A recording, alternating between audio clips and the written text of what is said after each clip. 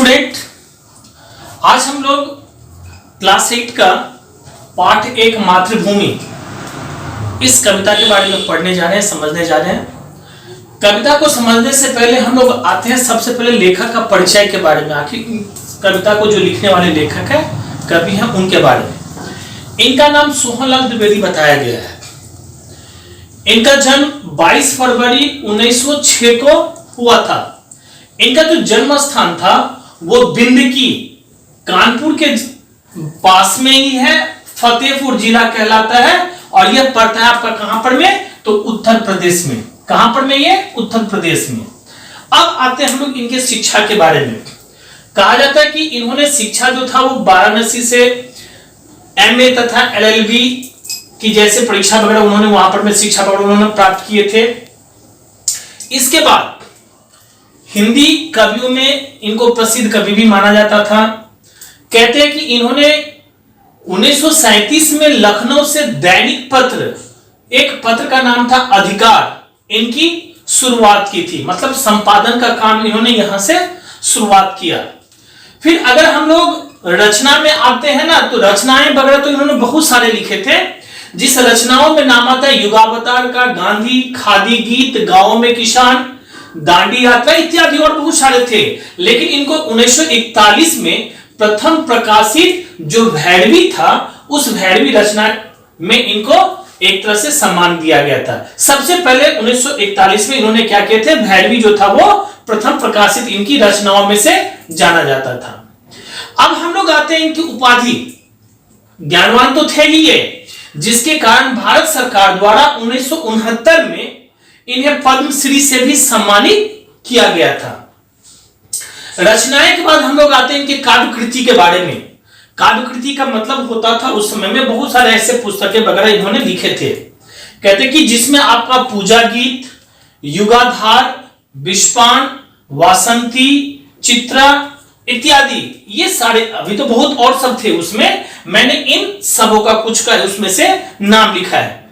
लेकिन इसके बावजूद भी कहते हैं कि इन्होंने एक तरह से राष्ट्रकवि का तो इनको उपाधि मिला ही था, उस समय में अलंकृत किया ही गया था। लेकिन महात्मा गांधी के दर्शन से प्रभावित होकर के द्विवेदी जी ने क्या किए थे, तो बाल पयोग यानी कि बाल का अर्थ होता है शिशु, बच्चे के उपयोग में आने वाले जितने भी कविता वगैरह था या जो भी था, उनको इन्होंने क्या किया था, उस समय में लिखे थे, रचनाएं वगैरह की थी।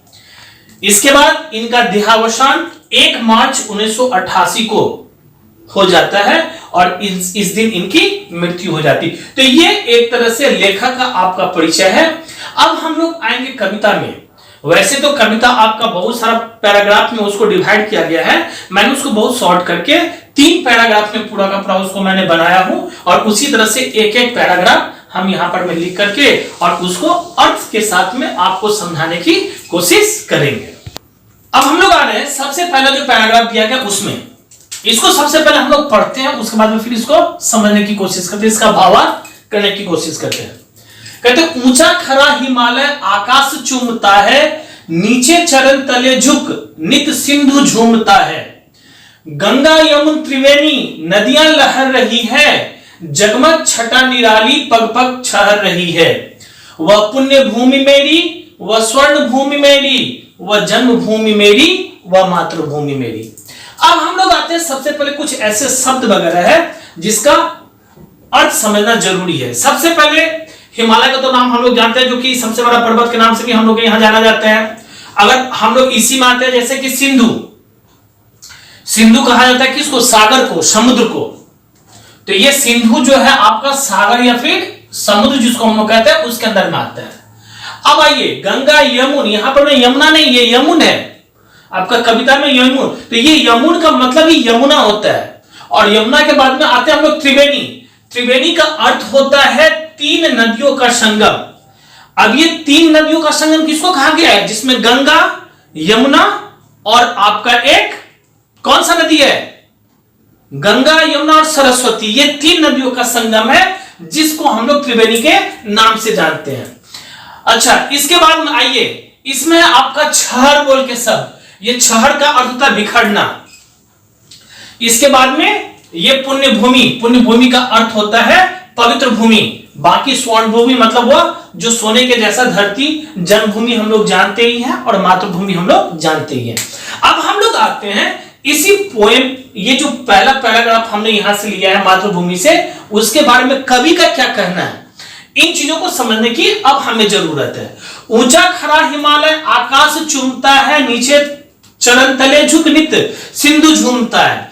अब कहने का मतलब एक है, यहां पर मैं इस पंक्तियों के द्वारा कवि यह कहना चाहते हैं, यहां पर मैं सोहनलाल द्विवेदी जी यह कहना चाहते हैं कि वो अपने, खास करके यहां पर मैंने इन कविता के द्वारा ही वो अपने देश के गुणगान के बारे में, महानता के बारे में वहां पर उन्होंने कहने की कोशिश की है।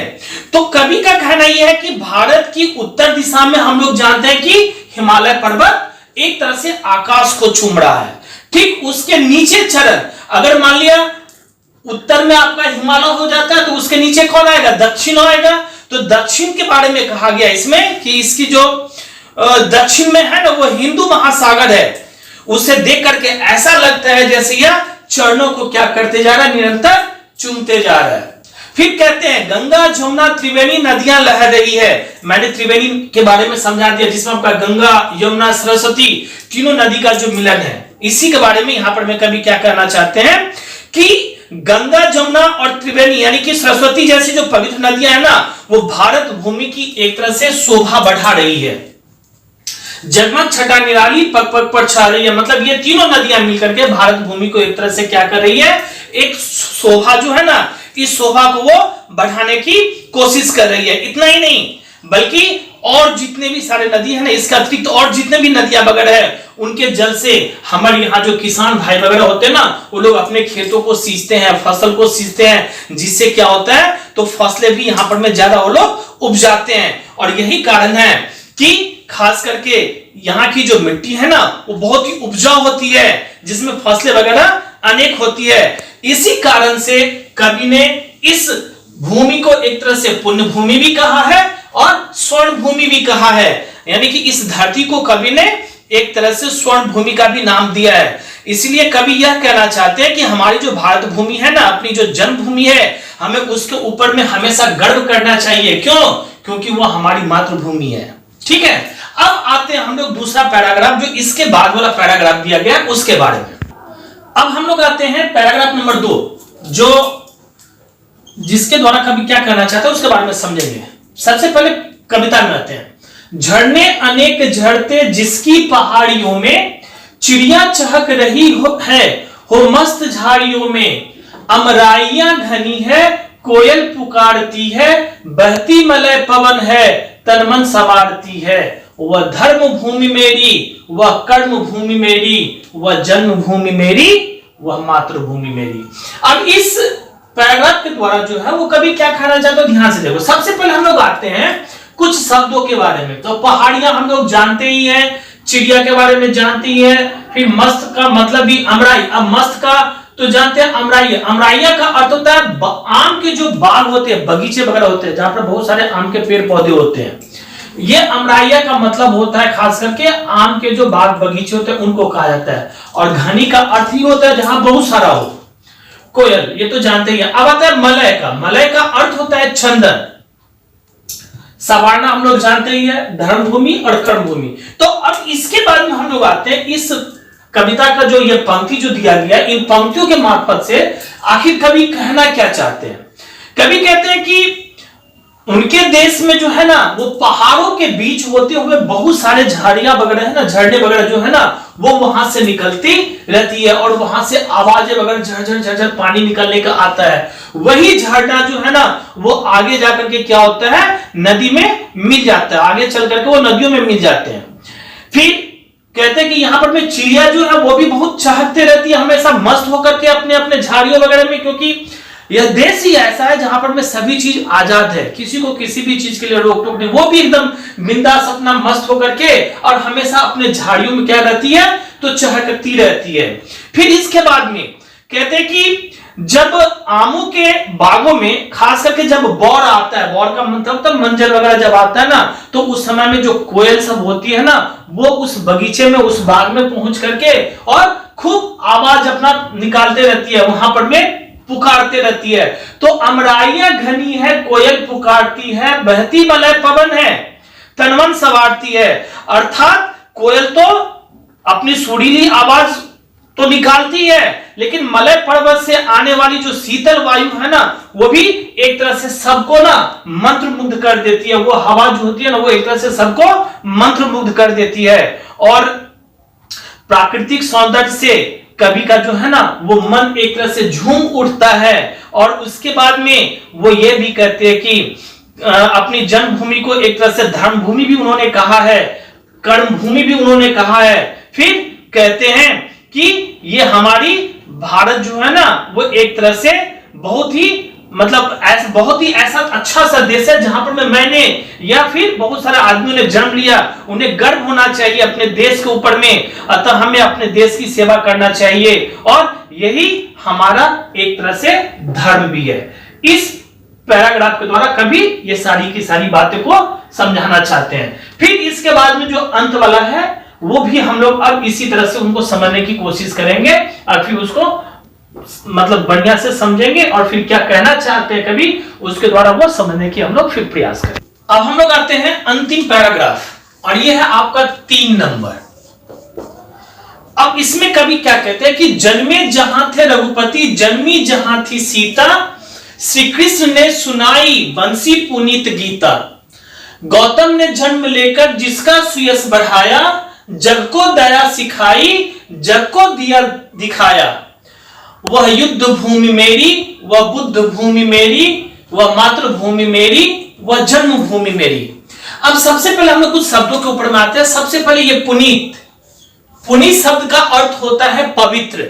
पुनीत का अर्थ क्या होगा? पवित्र। फिर इसके बाद हम लोग आते हैं सुयश। सुयश का अर्थ होता है यश वाला, जिसको यश मिला हो। इसके बाद में युद्ध भूमि, युद्ध भूमि का अर्थ होता है युद्ध क्षेत्र, जहां लड़ाई वगैरह जिस जमीन पे किया गया हो। आते हैं बाद में सब, फिर इस तरह से हम लोग समझेंगे। तो सबसे पहले अब हम लोग आते हैं, कहते हैं कवि जी यहां पर में द्विवेदी क्या कहना चाहते हैं कि जन्मे जहां थे रघुपति, जन्मी जहां थी सीता। रघुपति जिसको हम लोग राम कहते हैं और सीता जो उनकी पत्नी हुआ करती थी। और श्री कृष्ण के बारे में तो हम लोग जानते हैं। अब अपने देश के बारे में, इस जन्मभूमि के बारे में, भारत भूमि के बारे में कवि खास करके क्या कहना चाहते हैं कि यह भारत भूमि ऐसा भूमि है जहां पर में महापुरुषों ने और वीरों ने जन्म लिया था। खास करके अगर हम लोग देखें तो सीता जैसी यहां पर में माताएं जन्म ली थी, रघुपति यानी कि श्री राम जैसे जन्म हुए थे। राम का जन्म हुआ तो अवतार लिया था, श्री कृष्ण ने भी अवतार यहां पर लेते, तो विष्णु भगवान ने ये सारे रूप वगैरह पकड़ धर करके और जो था उस पृथ्वी पर में जो आए थे वो अपना उस तरह का अवतार लिए। तो ये भारत भूमि जो एक तरह से है ना, वो महापुरुषों की और वीरों की भूमि को कहा गया है। इसके बाद में कहते हैं कि श्री कृष्ण ने क्या किए, तो अपने पवित्र बंसी, उनके पास में हम लोग जानते हैं कि कृष्ण जब बंसी बजाते थे तो गोकुल हो चाहे जो भी हो, चाहे वो पशु पक्षी हो चाहे मनुष्य हो, जो भी हो, वो सब उनके बंसियों की आवाज, बंसी की आवाज सुनकर के वो लोग मंत्र मुग्ध हो जाते थे। और जो जहां भी रहते थे ना, वो लोग वहां से उनके नजदीक में आ जाते थे और वो बंसी की जो मधुरता थी, तान जो थी, वो सब सुनने लगते थे। तो यहां पर में श्री कृष्ण ने भी उसी तरह से अपना पवित्र बंसी की जो थी वो स्वर वगैरह सभी को सुनाए एक तरह से। इतना ही नहीं, बंसी बजाकर उन्होंने प्रेम का संदेश भी दिया है। एवं भगवत गीता की भी रचना जो है ना, वो इसी भारत भूमि पर में श्री कृष्ण के द्वारा किया गया था। अब भगवत गीता के बारे में अगर हम लोग जानना चाहते हैं तो एक भगवत गीता का पुस्तक ही बहुत बड़ा सा है, जिसको जब महाभारत कहते हैं कि जब महाभारत की लड़ाई शुरुआत हुई थी तो एक तरफ कौरव थे, कौरवों की सेना थी, दूसरी तरफ पांडवों की सेना थी। तो पांडवों में से जब अर्जुन ने यह देखा कि अरे हम किसके ऊपर में लड़ाई करने जा रहे हैं, हम किसको मारेंगे, तो हमारे सभी भाई हैं, हमारे कोई गुरु हैं, हमारे कोई अपने चाचा हैं, ये सब है, उन्हीं को हम मारेंगे। ऐसा सोच करके उन्होंने क्या किया, वहीं पर में धनुष वगैरह त्याग दिए और बोले श्री कृष्ण से। उस समय में श्री कृष्ण जो थे वो अर्जुन के सारथी बने थे महाभारत की लड़ाई में। तो फिर उन्होंने कृष्ण से कहा कि हम ये लड़ाई नहीं कर सकते, क्योंकि ये सारे तो हमारे सगे संबंधी है, इनको हम कैसे मार सकते हैं, ऐसा मुझसे नहीं हो पाएगा। तभी श्री कृष्ण ने क्या किया, तो वहां पर में अर्जुन को एक तरह से भगवत गीता का ज्ञान दिया कि आखिर आत्मा क्या होता है, कौन क्या है नहीं है, किसके साथ कैसा संबंध है नहीं है। वो सारे वृतांत जो वहां पर में महाभारत के लड़ाई के मैदान में उस समय में जब अर्जुन को कृष्ण के द्वारा जो ज्ञान प्राप्त दिया गया था ना, वही चीज एक तरह से भगवत गीता में भी लिखा गया है। तो इसीलिए यहां पर मैं कभी ये कहना चाहते हैं कि हमारी जो मातृभूमि है, हमारी जो भारत भूमि है ना, वहां पर में श्री कृष्ण जैसे महान जो थे देवता वो यहां पर जन्म लिए थे और एक तरह से भगवत गीता का यहां पर में विस्तार किया गया था। इसके बाद में वो यह कहना चाहते हैं कि यह जो पृथ्वी है ना, वो जो जन्मभूमि है ना, वो गौतम बुद्ध जैसे महान जो मतलब एक तरह से आत्मा, ये पुरुष आत्मा कहते हैं, वो भी यहां पर में जन्म लिए। गौतम ने जन्म लेकर जिसका सुयश मतलब इस पृथ्वी के ऊपर में गौतम बुद्ध जैसे व्यक्ति ने भी यहां पर में एक तरह से जन्म लिया लेकर के, और इस सारे संसार का जो है ना वो दया व प्रेम का संदेश दिए हैं।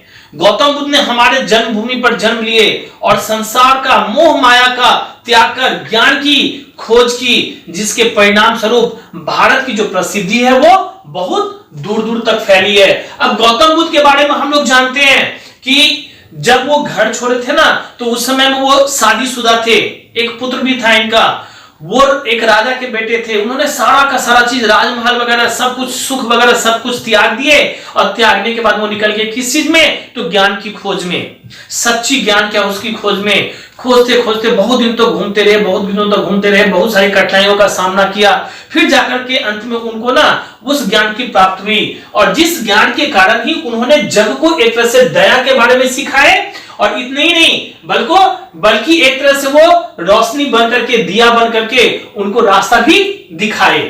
फिर कभी कहना चाहते हैं यहां पर में कि अतः भारत भूमि जो है ना, वो एक तरह से बुद्ध भूमि भी कहा गया है। अपने जन्मभूमि को यहां पर में उन्होंने युद्ध भूमि तो कहा ही, संग में इसे बुद्ध भूमि भी कहा है, और फिर उन्होंने ये भी कहा है कि जहां पर में राम जैसे, कृष्ण जैसे और बुद्ध जैसे महापुरुषों ने जन्म लिया, वो भूमि धन्य है। उस भूमि पर में मैं भी जन्म लेकर के एक तरह से अपने आप को धन्य मानता हूं, और यही हमारी भारत भूमि है।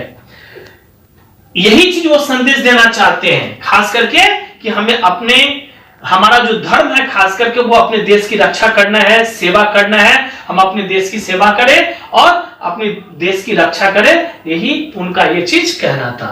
तो इस तरह से ये आपका पूरा का पूरा 3 पैराग्राफ में मैंने मातृभूमि जो कविता था एक तरह से सोहनलाल त्रिवेदी जी का लिखा हुआ, उसके बारे में मैंने पूरा का पूरा यहाँ पर वृत्तांत किया हूं, समझाया हूं, उसको समझिए बढ़िया से। फिर इससे रिलेटेड जो कुछ भी अगर प्रश्न वगैरह होंगे, चाहे जो भी आंसर उत्तर वगैरह होगा, वो सभी आप लोग को अगले वीडियो में दे दिया जाएगा। ओके।